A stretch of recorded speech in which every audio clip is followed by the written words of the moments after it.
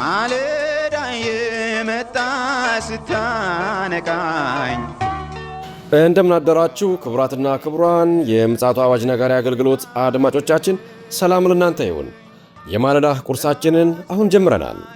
አዘጋጅ እና አቅራቢ ፓስተር አለማየሁ ነሞ። መልካም ጊዜ ሆነላችሁ። ከሕይወት ምንጭ ውሃ ስታረካኝ። ሰላም ጤና ይስጥልን፣ እንደምን አደራችሁ። ይህ በምፅዓቱ አዋጅ ነጋሪ አገልግሎት እየተዘጋጀ የሚቀርብ የማለዳ ቁርስ ፕሮግራማችን ነው። ወደ ዛሬው የማለዳ ቁርስ ፕሮግራም ከማለፋችን በፊት ይህንን ማለዳ የሰጠንን አምላካችንና እግዚአብሔርን አብረን አመስግነን ወደ ዛሬው የማለዳ ቁርስ እናልፋለን። የዘላለም አምላክ እግዚአብሔር ሆይ በጌታ በኢየሱስ ክርስቶስ ስም ስለ ምሕረትህ፣ ስለ ቸርነትህ፣ ስለ መልካምነትህና በጎነትህ ሁሉ ክብርና ምስጋናን ለታላቁ ስምህ እናመጣለን። አንተ ቸር፣ መሐሪ፣ ኃያል፣ ብርቱ ጌታ ነህ። ክብር ላንተ ይሁን። በዘመናት መካከል ስለረዳን፣ ስለደገፍከን፣ ስላቆምከን፣ ስላበረታን እናመሰግንሃለን። ስለበዛልን ጸጋ ክብር ምስጋና ለአንተ ይሁን። ዛሬ በፊትህ በዚህ ማለዳ ያለነው ከምሕረትህና ከቸርነትህ የተነሳ ስለሆነ ስለበዛልን ጸጋ ስለሆነ እናመሰግንሃለን። አሁንም በሕይወታችን፣ በኑሯችን፣ በአገልግሎታችን የአንተ ምሕረት ቸርነትና ጸጋ እንዲበዛልን በክርስቶስ ኢየሱስ ስም እጠይቅሃለሁ። እነሆ ደግሞ በነገር ሁሉ እንድትረዳን፣ እንድታግዘን፣ አቅም እንድትሆነን፣ ጉልበት እንድትሆነን እግዚአብሔር ሆይ እጅህ በእኛ ላይ እንድትሆን በኢየሱስ ስም በመንፈስህ ኃይል እንድታስታጥቀን ለሌሎች በረከት እንድንሆን እንድትረዳን በኢየሱስ ስም እጠይቅሃለሁ። እነሆ ደግሞ የዛሬውን የማለዳ ቁርሳችንን ይህንን ሕያው የሆነውን ቃልህን ባርክልን። በቃል መንፈስ ሕይወታችንን አንጸው። በመንፈስህ በፍጹም የሆነው የቃልህ መረዳት በሕይወታችን ውስጥ እንዲያልፍ የወንድሞቼና እህቶቼን አእምሮና ልብ ትባርክ ዘንድ በኢየሱስ ስም ጸልያለሁ። ይህን ቃል የሚሰሙ ሁሉ ያንተ ምሕረትና ርኅራኄ ቸርነት ይብዛላቸው። ቀሪውን ጊዜ ሁሉ ባርክልን። ሁሉ ለስምህ ክብር ይሁን። ስለ ሁሉ ነገር ተመስገን። በኢየሱስ ክርስቶስ ጌታና ጻድቅ ስም አሜን። እንግዲህ እስከ ትናንትና 2 ስንከታተል የነበረው የቆላስይስ ምዕራፍ 2 ነበረ። በጣም ጥሩ ነገር ነበረ የተማርነው። ከዛ ውስጥ ብዙ ነገሮችን ለመማር ችለናል።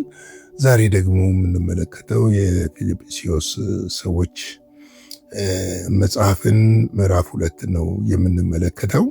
የሚያስደንቅ መጽሐፍ ነው። የፊልጵስዩስ መጽሐፍ የደስታ መጽሐፍ ይሉታል።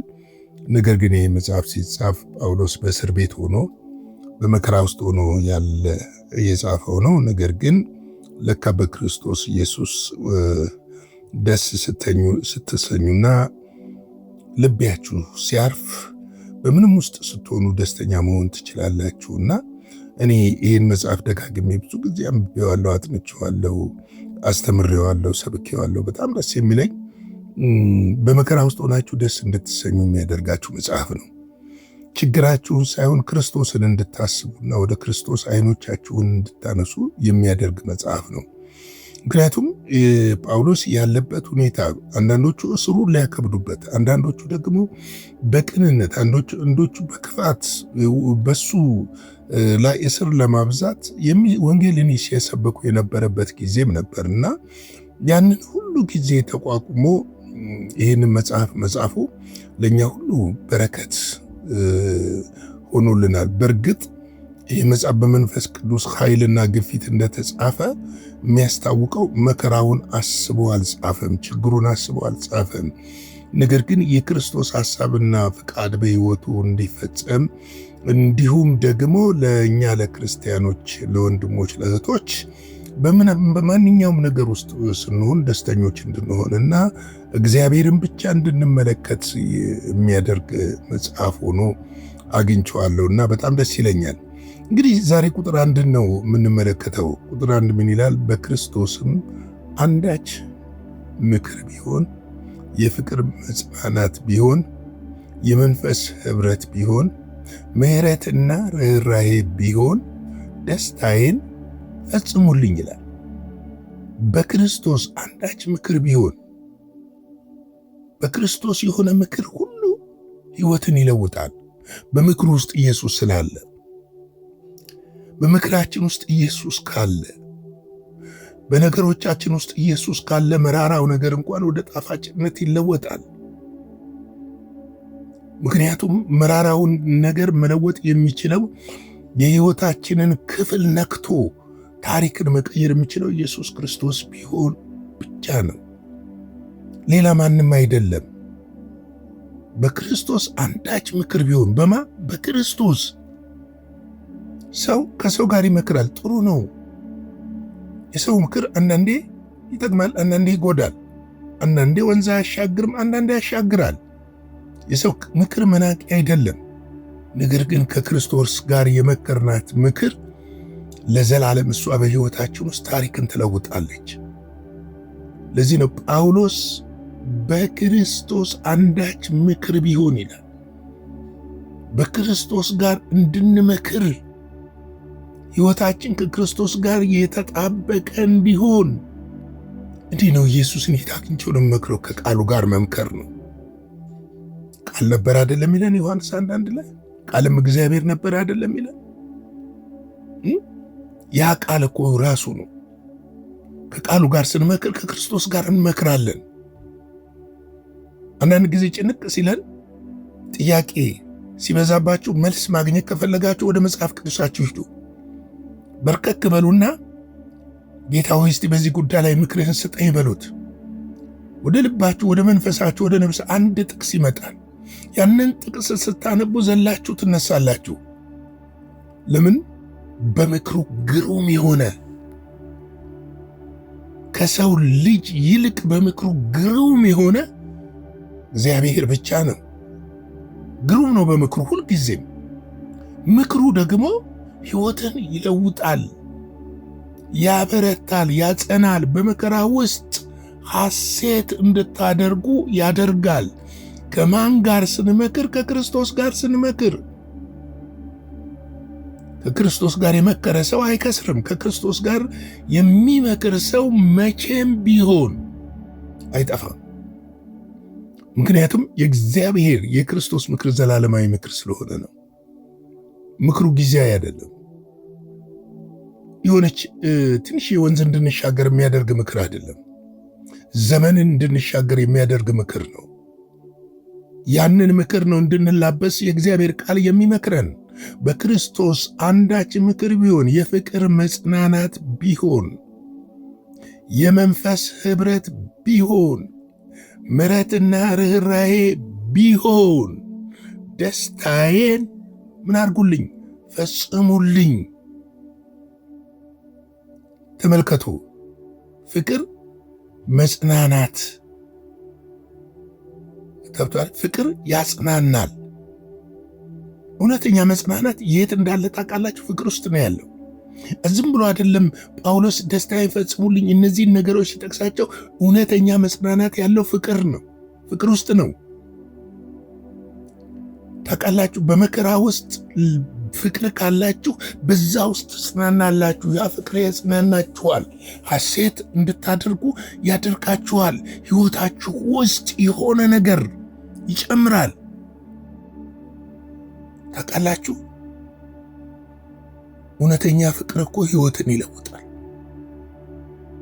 በሁኔታዎች አይለወጥም፣ በነገሮች አይለወጥም። እውነተኛ ፍቅር ደግሞ እግዚአብሔር ነው፣ አይለወጥም። እውነተኛ ፍቅር በመከራ ውስጥ መጽናናትን ያመጣል። ተመልከቱ፣ ፍቅር ምክር ቢሆን፣ ፍቅርና መጽናናት ቢሆን፣ ታውቃላችሁ፣ የፍቅር ሰዎች አጠገባችሁ ሲቀመጡ ያጽናኗችኋል፣ ምንም ባይናገሩ።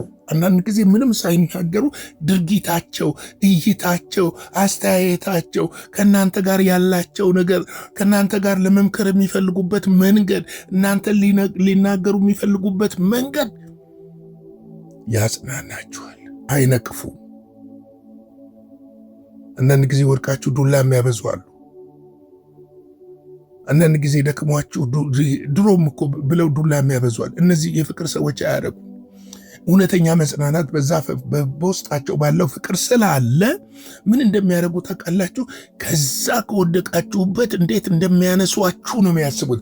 እንዴት እንደሚያጽናኗችሁ፣ እንዴት እንደሚደግፏችሁ፣ እንዴት እንደሚመክሯችሁ፣ እንዴት ሕይወታችሁ ውስጥ ገብተው የእናንተን ነገር መቀየር እንደሚችሉ ነው የሚያስቡት።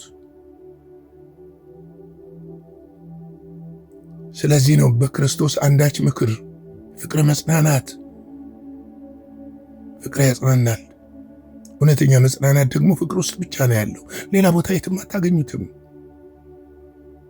ሌላ ቦታ የትም አታገኙትም።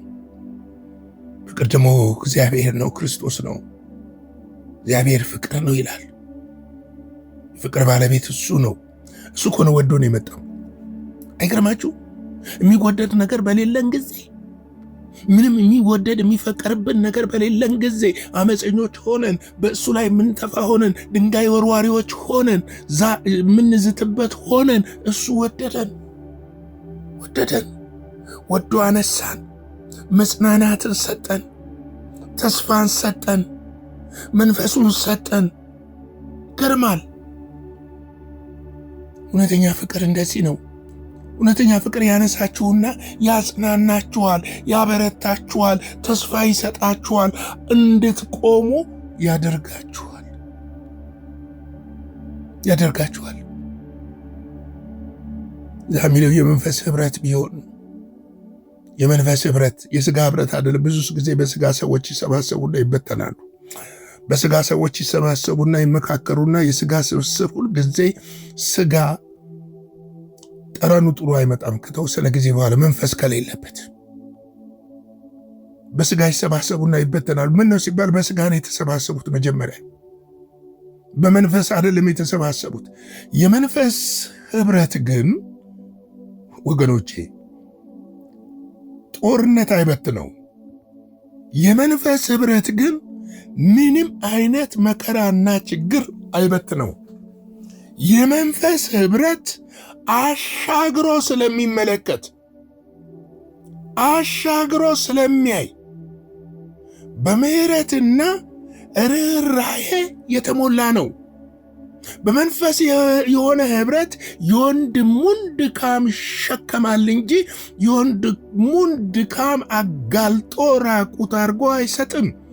የሥጋ ህብረት ሲሆን ግን መበታተን ነው፣ መፈረካከስ ነው፣ መፈነካከት ነው፣ ዱላ ነው፣ ጠብ ነው። የሥጋ ህብረት ያ ነው ባህሪው። የመንፈስ ህብረት ግን ወገኖቼ መደጋገፍ፣ መሸካከም፣ እውነተኛ ፍቅር የሚታይበት፣ የወንድሜ ድካም የኔ ነው ድካም የሚባልበት፣ አንዱ ለአንዱ የሚያካፍልበት የሚያጋራበት ነው እውነተኛ ህብረት። ለዚህ ነው ምሕረትና ርኅራኄም ቢሆን ደስታዬን ምን አድርጉልኝ ፈጽሙልኝ። የጳውሎስ ደስታ ይሄ ነው። ጳውሎስ ደስ የሚሰኝበት ነገር ይሄ ነው። ዛሬም ወገኖች በእንደዚህ አይነት ነገር ነው ደስ ልንሰኝ የሚገባው። የመብልና የመጠጥ ደስታ ወደ እግዚአብሔር መንግሥት ይዞ አይገባም። ነገር ግን እንዲህ አይነት የፍቅር የምሕረት የመንፈስ ህብረት ያለበት የመጽናናት አገልግሎት ያለበት ወደ እግዚአብሔር መንግሥት ተሸክሞ ይዞ ይገባል። ወገኖቼ ይህንን በደንብ ልናስተውል ያስፈልጋል። 2 ቆሮንቶስ 13:14 ላይ የጌታችን ኢየሱስ ክርስቶስ ጸጋ፣ የእግዚአብሔር ፍቅር፣ የመንፈስ ቅዱስም ህብረት ከሁላችሁ ጋር ይሁን። አሜን። ከሁላችሁም ጋር ይሁን። ምን ይሁን? የክርስቶስ ጸጋ፣ የእግዚአብሔር ፍቅር፣ የመንፈስ ቅዱስ ህብረት ዛሬ ለቤተ ክርስቲያን የሚያስፈልጋት ይሄ ነው።